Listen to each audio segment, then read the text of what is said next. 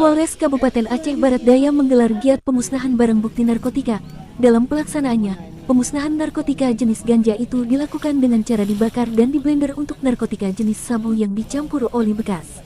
Selain dipimpin Kapolres Aceh Barat Daya AKBP Dani Catra Nugraha, turut hadir Kajari Abdiah Heru Wijatmiko, Sekda Abdiah Salman Al-Farisi dan sejumlah stakeholder yang berlangsung di lapangan bola kaki Pulau Kayu, Kecamatan Susoh, Kamis, tanggal 7 September tahun 2023. Kapolres menyebutkan, pemusnahan barang bukti narkoba jenis sabu dan ganja itu merupakan hasil pengungkapan tindak pidana narkotika yang dilaksanakan personil Polres Aceh Barat Daya dari 6 kasus. Rincian barang bukti narkoba yang dimusnahkan dari 6 kasus tersebut yaitu narkotika jenis ganja sebanyak 25.829,749 gram bruto yang dimusnahkan dengan cara dibakar. Selanjutnya, kata Kapolres, narkotika jenis sabu sebanyak 111,65 gram bruto yang dimusnahkan dengan cara diblender kemudian dicampur dengan oli bekas selanjutnya dituangkan ke dalam lubang tanah.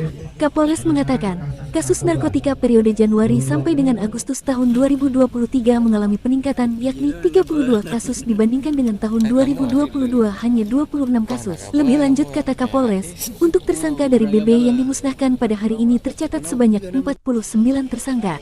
Dari 49 tersangka ini, ada 18 kasus narkotika jenis sabu, selebihnya kasus narkotika jenis ganja. Dari kasus itu, kata Kapolres, Abdiah sudah bisa dikatakan darurat narkoba. Untuk diketahui sebutnya, 80% kasus yang ditangani Polres Aceh Barat Daya saat ini adalah kasus narkotika. Selain pemusnahan BB narkotika jenis ganja dan sabu, kegiatan tersebut juga sekaligus peresmian kampung bebas narkoba di wilayah hukum Polres Abdiah, yakni Kampung Pulau Kayu, Kecamatan Susoh, Kabupaten Abdiah.